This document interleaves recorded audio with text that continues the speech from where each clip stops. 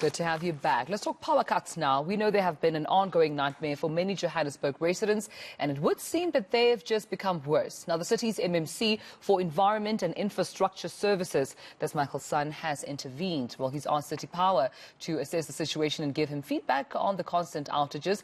And the MMC joins us now to tell us more about those findings. MMC, thank you for your time and good morning to you. I understand you had quite a busy evening, and here you are speaking to us. We really appreciate it. But you know that you've actually asked for feedback on these power outages within Johannesburg. Have you received any feedback? Yes, good morning, Dumelo, and thank you very much for having me. It's certainly, an extreme worry for us that Joburg residents have to suffer continuous and serious outages, in the past 2 months. We've only been appointed to office just over 2 months, but the problems that we've been able to discover is very concerning. Hence, our intervention ensuring that our resident must get uninterrupted power service. Just using an example, North Riding to the north of Johannesburg has been hit with serious power outages, and it's also in the media, I'm sure you know. And some of the problems we have identified are mainly two. The first is the old in the modern days, poor design of the network. Secondly, it's the damage and vandalism and also theft to infrastructure that's causing those outages to the residents. Yeah, and just in terms of feedback then from City Power, MMC, what do they say about this? So we have not only looked at the problem, we've looked at the solution as well and see how we're going to implement it. And very importantly for me is the timelines. So just to go through the problems again, we have identified that the network are short of what you call these the ring management unit, where we need to install them in the short term. But I think more importantly, we also need to look at laying new cables, and that's an immediate project we have on the cards. But I think in the new financial year, 2022-23 financial year, that we'll be looking at putting down new infrastructure, new substations, and to ensure that we have a more solid and tamper-proof network to ensure that our electricity flow doesn't get interrupted, by example, of cable theft.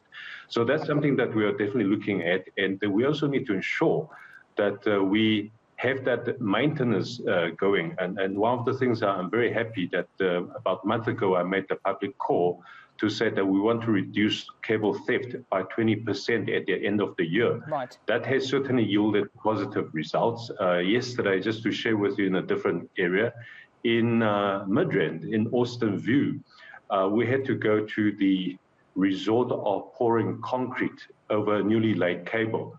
Unfortunately, the cable theft came back in the middle of the night. The concrete was not dry yet, but we had security guards over there.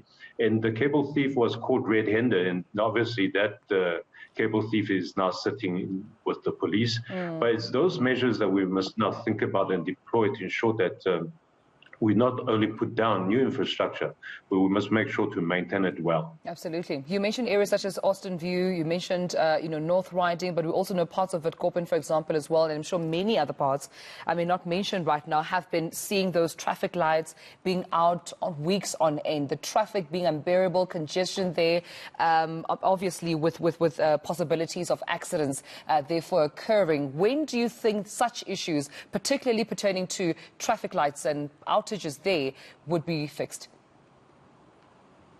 My Lord, just before I answer your question on the traffic lights, North Riding is one of the areas. There are other areas such as Nasia.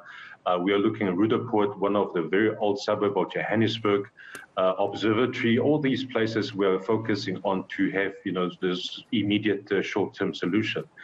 In terms of traffic light, there is a major concern for us, not just us as the Department of EIS, but also the Department of Transport, where my colleague, MMC Transport, Fuzi Gubeni, and I will ensure that these problems are resolved together. It's a cross-cutting issue. Some of them are just in terms of infrastructure, but some of them are power supplies.